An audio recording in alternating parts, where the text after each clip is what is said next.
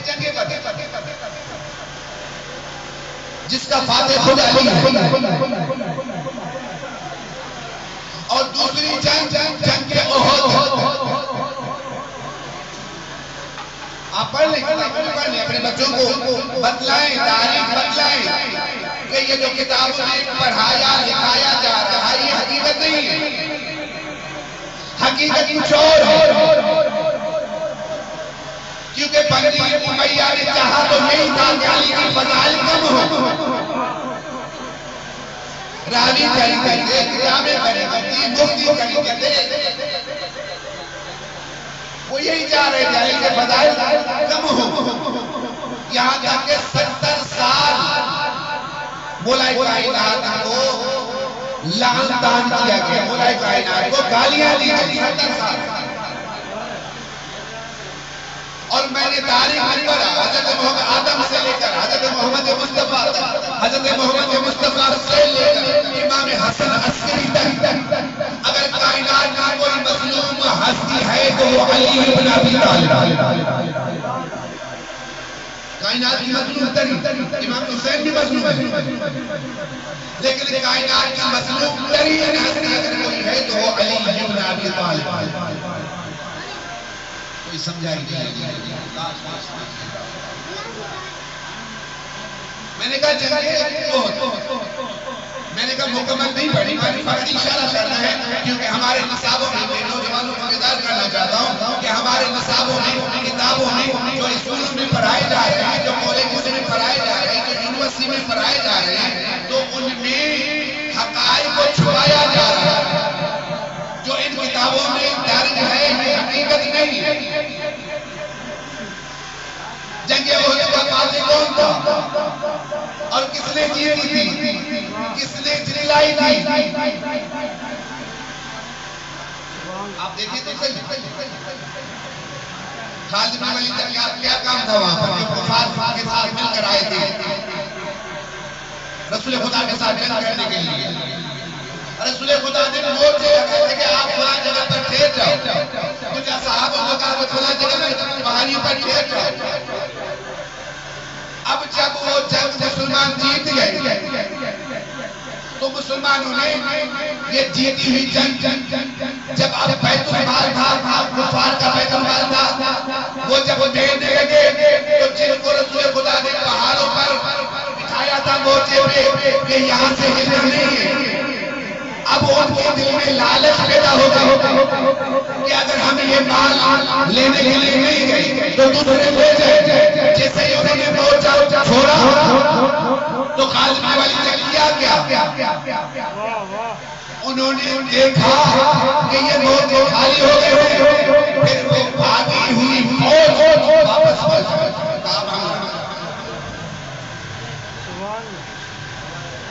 اب حملہ کرو، دوبارہ حملہ کرو، اب دوبارہ حملہ کیا، بہت نقصان ہوا ہے اسلام میں، مسلمانوں کا بہت نقصان ہوا ہے، 70 سے زیادہ مسلمان شہید ہوئے، 70 سے زیادہ، صرف اسی غفلت کی وجہ سے۔ لیکن بخدا جو میں نے روایت تاریخ کا ایک فرق میں نے دیکھا، علامہ شبلی نعمانی اہل تسنن کا بڑا عالم دین مجدد عالم دین ہے، وہ کہتا ہے جنگ احد میں علی کو میں نے دیکھا وہ رسول خدا کا محاصرہ کر رہے تھے کہ کوئی دشمن رسول کے نزدیک نہ کوئی نہ۔ لیکن جب وہ واپس آئے جب لوگوں نے دیکھا مسلمانوں نے دیکھا کہ کفار واپس آئے تو وہ بھاگنا شروع ہو گئے۔ تاریخ کے لیے کوئی میدان نہیں دیکھا ہم نے، فقط دیکھا یا تو علی کو یا تو نبی کو، کوئی میدان میں نہیں تھا، سارے بھاگ گئے۔ جب سارے بھاگ گئے، جب سارے بھاگ گئے، ایک علی اور ایک رسول خدا بھی نظر آئے۔ یہ اسلام کی دوسری جنگ اور اس کے بعد تیسری جنگ لگی ہے جنگ خندق۔ اسلام کی تیسری جنگ. میں نے اس لیے اشارہ کیا کیونکہ یہ کتابوں میں نصاب سے پڑھایا جائے، فقط اس کی وجہ سے میں نے نوجوانوں کو بیدار کرنا کہ آپ دیکھ لیں، مطالعہ کر لیں. حتیٰ کہ جنگ بدر کا فاتحہ بھی علی، جنگ احد کا بھی فاتحہ علی، جنگ خندق تیسری جنگ ہے. جنگ خندق کے لیے حضرت سلمان فارسی نے تجویز پیش کی رسول خدا کو. یہ جنگ خندق کتنی کھودی گئی؟ 5 کلومیٹر کی مفاصلے پر. 5 کلومیٹر کتنی بڑی یہ خندق کھودی گئی. حضرت سلمان نے رسول خدا کو ایک تجویز پیش کی. صلوات پڑھیں محمد و آل محمد.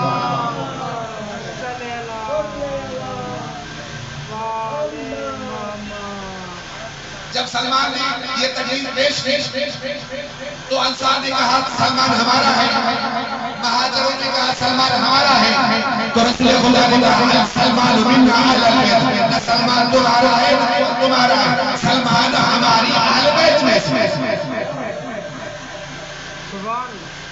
میں نے کیونکہ ایک نقطہ لیا ہے مولا کائنات کا، میں نے صرف مولا کائنات کو ہی پڑھنا.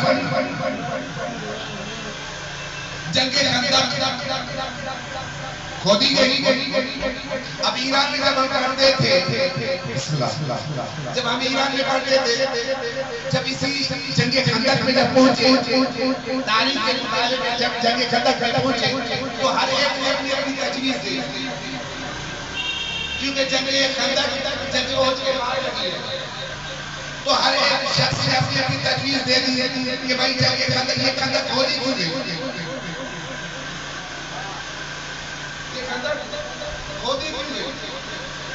ہر ایک نے اپنی تجویز دے دی. کسی نے کہا اس لیے تاکہ وہ جو کفار، وہ مشرکین، وہ یہودی وہ اس اسلام کے رسول خدا کے ساتھ جنگ کرنے آ رہے تھے، وہ بآسانی رسول خدا تک پہنچے نہیں. ہر ایک نے اپنی تجویز دی. لیکن انہی علماء کچھ ہندوستان کے طالب علم تھے. جب ہم پڑھتے تھے تو ہندوستان کے طالب علم انہیں نہیں کھودی گئی. اب اگر یہ نقطہ سمجھ آیا نا، یقین مانیں آپ اسے سمجھیں کہ پرواز کرنا چاہتا کھودی کی.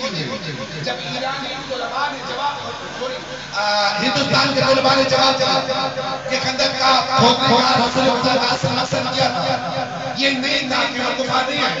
حتیٰ کہ اگر خندق کھودی گئی تھی تو 7 بندے تو پھر بھی کراس کر کے آئے تھے. بڑے بڑے جو بہادر تھے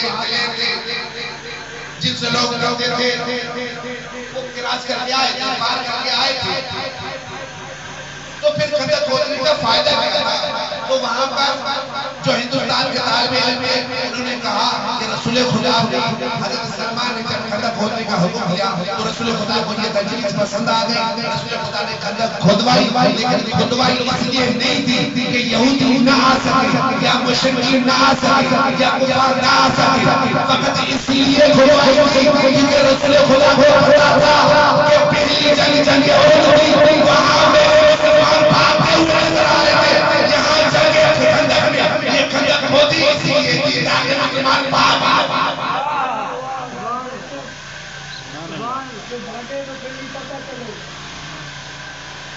بھاگے تھے کیسے ہوتے؟ یہاں پر بھاگ نہ سکتے. یہ ہندوستان کے طالب علم کا جملہ تھا. چلو وہاں پر کیا ہوا؟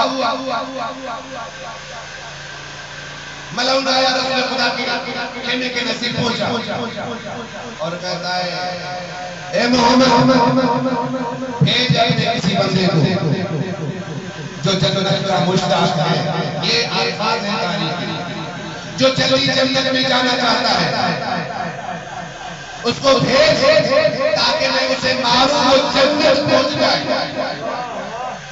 یا وہ مجھے مارے مجھے جہنم پہنچا دے. یہ تاریخ کا جملے مطالعہ کر لیا. میں نے کہا نوجوانوں کو تاریخ کا مطالعہ کریں کیونکہ یہ جو اسکول بھی میں نے پہلے بھی کہا اسکول بھی یونیورسٹی میں کالج کے ساتھ پڑھائے جا رہے ہیں. آج کل ہر جنگ سے ہر تاریخ سے مولا علی کی سیرت نکالا جاتا ہے. جسے بدر کا فاتح کوئی اور تھا، احد کا فاتح کوئی اور تھا، خندق کا فاتح کوئی اور تھا، فقط یہی کہا جا رہا ہے کہ علی فقط شریک ہوئے بس۔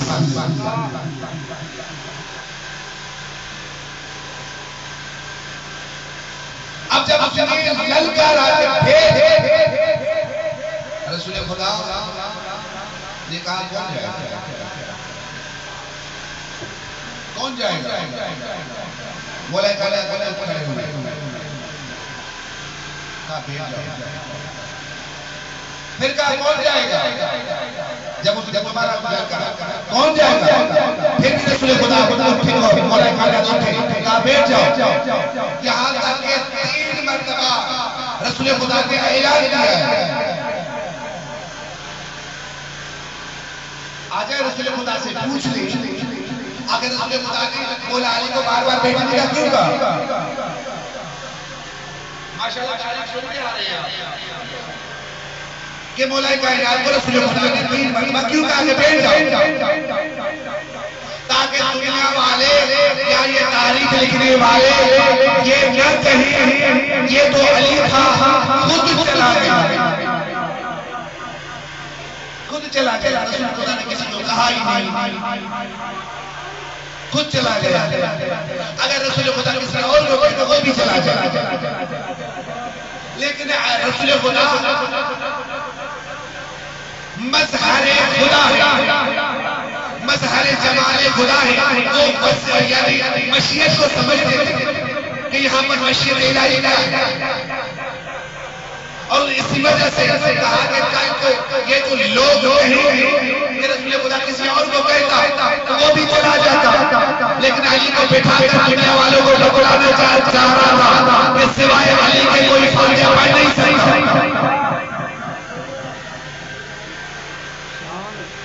سوائے علی کی کوئی فاتح پڑھ نہیں سکتا۔ محمد وآلہ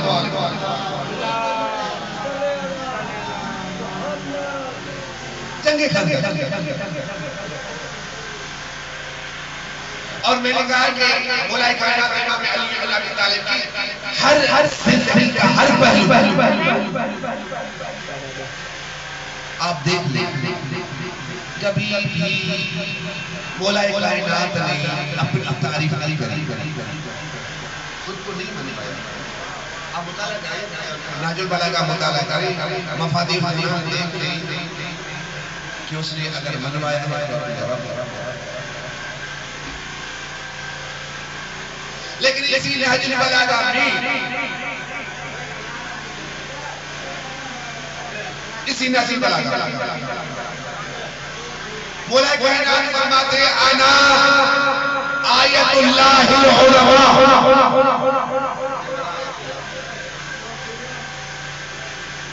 انا آیت اللہ الکبریٰ، میں بڑا آیت اللہ، آیت اللہ کہتا ہے کس کو؟ آیت اللہ مطلب آئینہ، آئینہ کہنے کا کیا ہے؟ اب آیت اللہ یعنی مولا کائنات کا یہ جملہ جو نہج البلاغہ ہے کہ میں اللہ کا آئینہ ہوں۔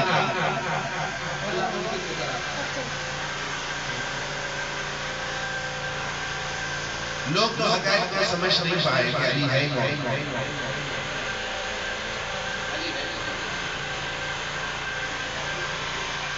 میں تو کل بچوں کو پڑھا رہا تھا، میں نے ان سے سوال کیا تو سوالات کی یہ تو بتائیں آدم سے لے کر مہدی سوائے علی کسی اور کو اللہ نے کعبہ میں پیدا کیا۔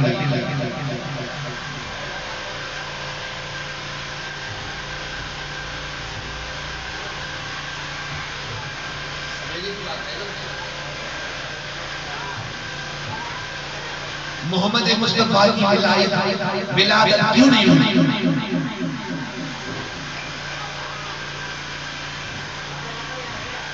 آخر مسئلہ کیا ہے؟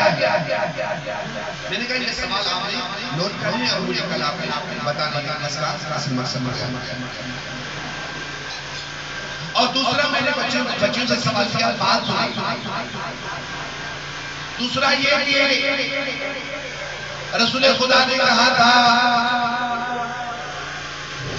کہ اول ما خلق اللہ نوری، اللہ نے سب سے پہلے میرا نور خلق کیا، انا وعلی من نور واحد، میں اور علی ایک ہی نور سے ہیں۔ تو ہم جب علی کو ید اللہ بھی کہتے ہیں، عین اللہ بھی کہتے ہیں، ولی اللہ بھی کہتے ہیں، لسان اللہ بھی کہتے ہیں، تو پھر رسول خدا کو رسول خدا کو عین اللہ کیوں نہیں کہتے؟ رسول خدا کو وجہ اللہ کیوں نہیں کہتے؟ میں نے کہا دوسرے تو چھوڑے، آپ دنیا میں کتابوں میں پڑھ لے، وہاں پر لکھا ہوا ہے حضرت علی کرم اللہ وجہہ۔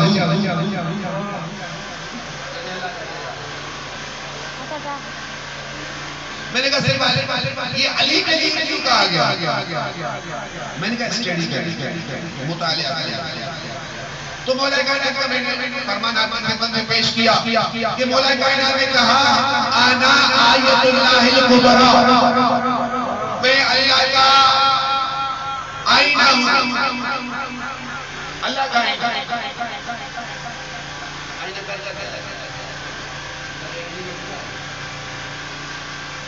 زبان کبھی آئینہ میں دیکھا ہے آپ؟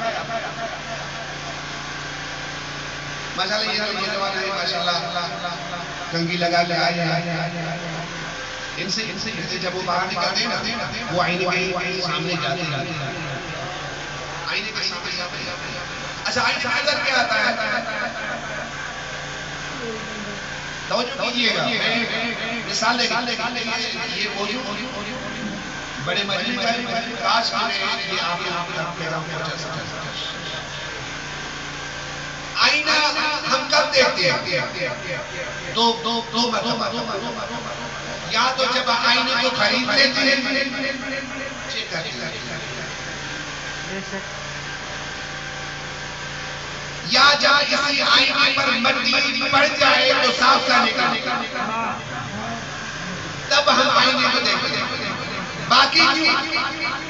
ہم باقی آئینے کو نہیں دیکھتے، ہم آئینے میں چھپی ہوئی تصویر کو دیکھتے۔ بسم اللہ۔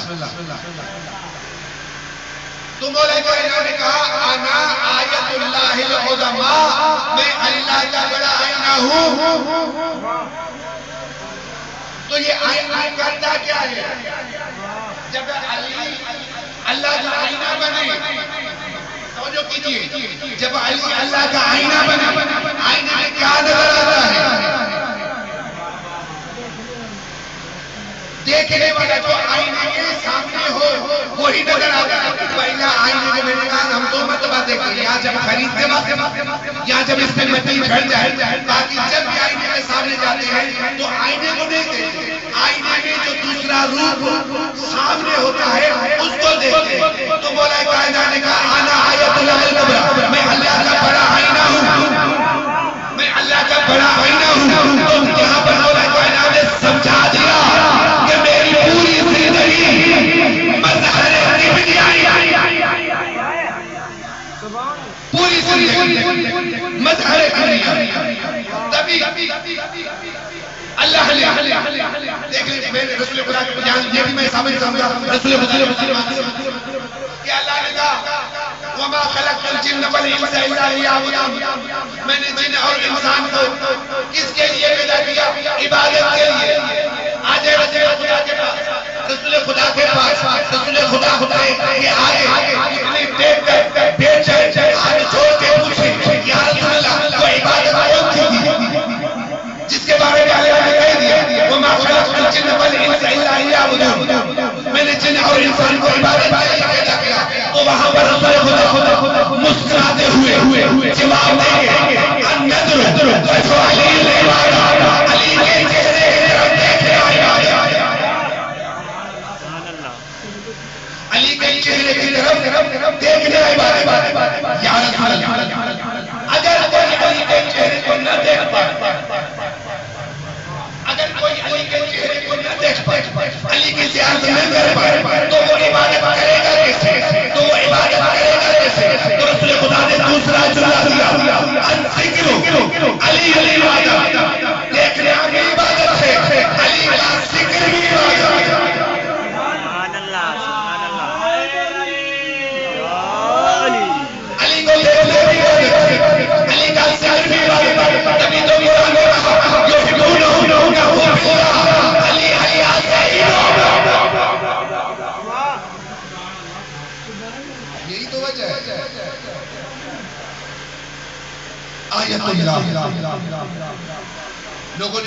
سمجھا نہیں.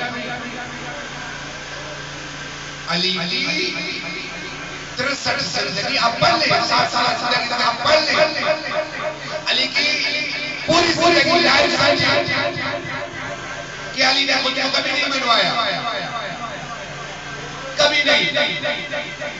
اس نے اگر کبھی بھی جنگ کی ہے یا تو کفار سے کی ہے یا تو مشرک سے کی ہے، اپنے لیے نبی نہیں.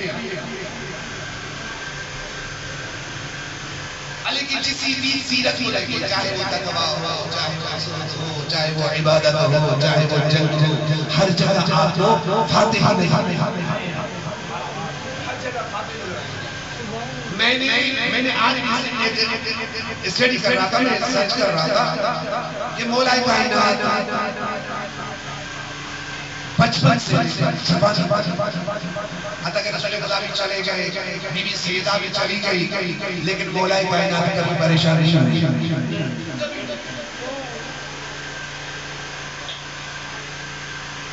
تاریخ کے اندھیرے میں رکھا گیا ہے، تاریخ کے اندھیرے میں نے کہا تھا نا کہ محمد مصطفیٰ سے لے کر حسن عسکری تک یا آدم سے لے کر حسن عسکری تک کائنات کا واحد مظلوم ہے. کوئی مظلوم نہیں ہے جس کو اپنا نہیں رلایا.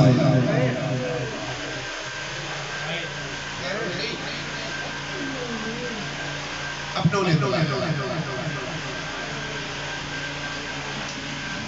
افسوس مقام ہے علی کسی کو سمجھ ہی نہیں علی ہے کیا.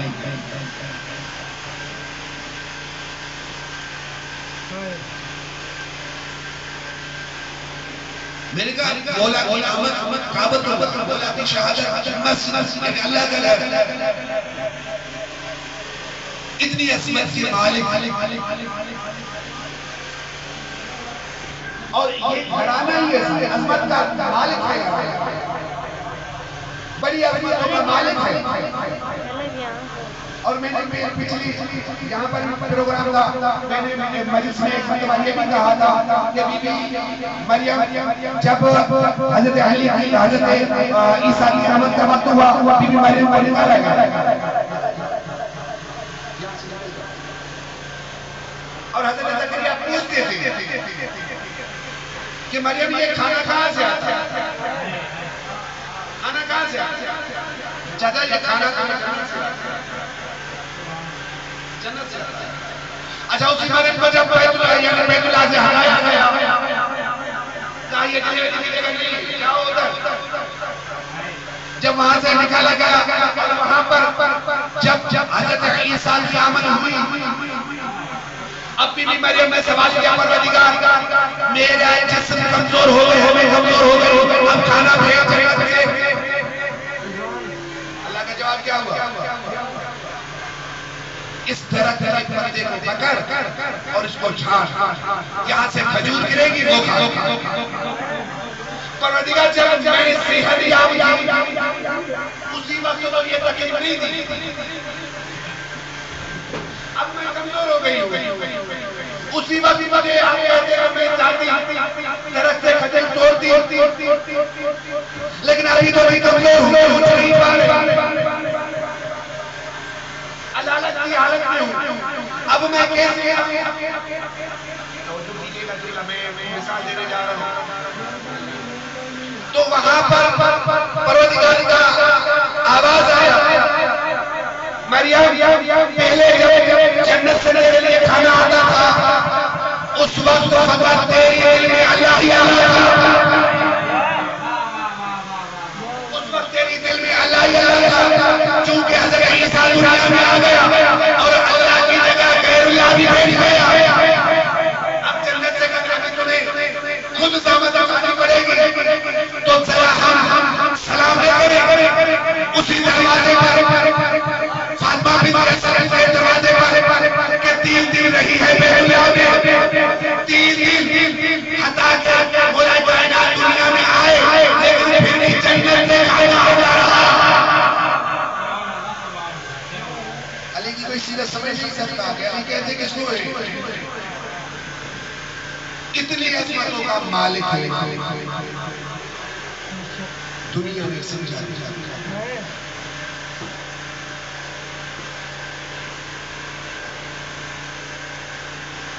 مولا کائنات 18 رمضان